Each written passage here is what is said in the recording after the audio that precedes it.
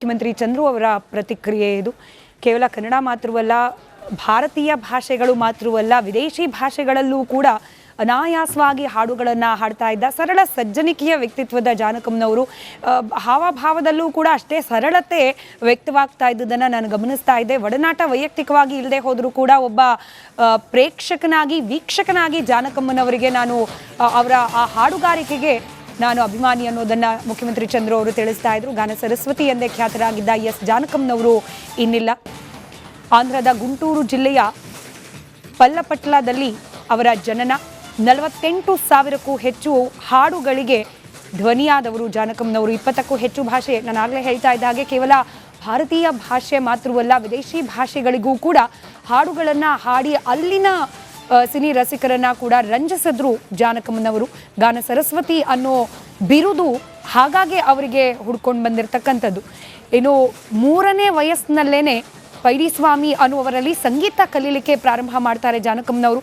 1956ರಲ್ಲಿ ಆಕಾಶವಾಣಿ ನಡೆಸಿದ ಸ್ಪರ್ಧೆಯಲ್ಲಿ ಅಂದಿನ ರಾಷ್ಟ್ರಪತಿಯಾದ ಬಾಬು ರಾಜೇಂದ್ರ ಪ್ರಸಾದ್ ಅವರಿಂದ ಬಹುಮಾನವನ್ನು ಪಡೆದದ್ದು ಅವರಿಗೆ ಮುಂದೆ ಸಂಗೀತವನ್ನೇ ಅಥವಾ ಹಾಡುಗಾರಿಕೆಯನ್ನೇ ವೃತ್ತಿಯಾಗಿ ತೆಗೆದುಕೊಳ್ಳಿಕ್ಕೂ ಕೂಡ ಬಹುಶಃ ಪ್ರೇರಣೆ ಆಗಿರಬಹುದು. ಕನ್ನಡ, ತಮಿಳು, ತೆಲುಗು, ಮಲಯಾಳಂ ಸೇರಿದಂತೆ 20ಕ್ಕೂ ಹೆಚ್ಚು ಭಾಷೆಗಳಲ್ಲಿ ಹಾಡುಗಳನ್ನು ಹಾಡಿದ್ದಾರೆ. ಕನ್ನಡ ಚಿತ್ರರಂಗಕ್ಕಂತೂ ಇವರ ಕೊಡುಗೆಗಳು ಅಪಾರ. ಬಹುಶಃ ಕನ್ನಡದ ಹೇಮಾವತಿ ಚಿತ್ರದ ಶಿವ ಶಿವ ಎನ್ನದ ನಾಲಿಗೆ ಯಾಕೆ ಅನ್ನೋದು ಇವರ ವೃತ್ತಿ ಬದುಕಿನ ಅತ್ಯಂತ ಕಷ್ಟಕರ ಹಾಗೆ ಅಪೂರ್ವ ಗೀತೆಗಳಲ್ಲಿ ಒಂದು ಅಂತ ಹೇಳಿ ವಿಶ್ಲೇಷಣೆಗೆ ಒಳಗಾಗುವಂಥದ್ದು. 2016ರಲ್ಲಿ ಅಂದರೆ 59ನೇ ವರ್ಷಕ್ಕೆ ತಮ್ಮ ಸುದೀರ್ಘ ವೃತ್ತಿ ಜೀವನಕ್ಕೆ ವಿದಾಯವನ್ನು ಘೋಷಿಸಿದ್ರು.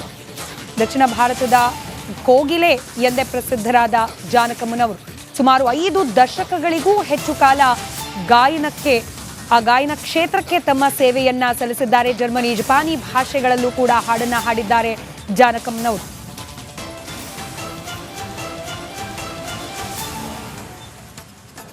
ಸಾವಿರದ 1956ರಲ್ಲಿ ಆಕಾಶವಾಣಿಯಲ್ಲಿ ಹಾಡನ್ನ ಹಾಡಿದ್ರು.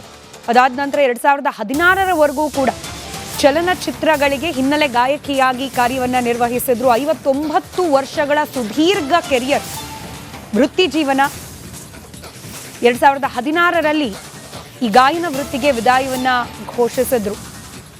ಮಲಯಾಳಂನ ಕಲ್ಪನಕಳ್ ಚಿತ್ರದ ಅಮ್ಮ ಪೂವಿನು ಅನ್ನೋದು ಇವರ ಕೊನೆಯ ಹಾಡು. 4 ಬಾರಿ ಅತ್ಯುತ್ತಮ ಹಿನ್ನೆಲೆ ಗಾಯಕಿ ರಾಷ್ಟ್ರ ಪ್ರಶಸ್ತಿಯನ್ನ ಪಡೆದಿದ್ದಾರೆ ಜಾನಕಮ್ಮನವರು. ವಿವಿಧ ರಾಜ್ಯಗಳಿಂದ 30ಕ್ಕೂ ಹೆಚ್ಚು ರಾಜ್ಯ ಚಲನಚಿತ್ರ ಪ್ರಶಸ್ತಿಗಳು ಕೂಡ ಲಭ್ಯವಾಗಿದೆ.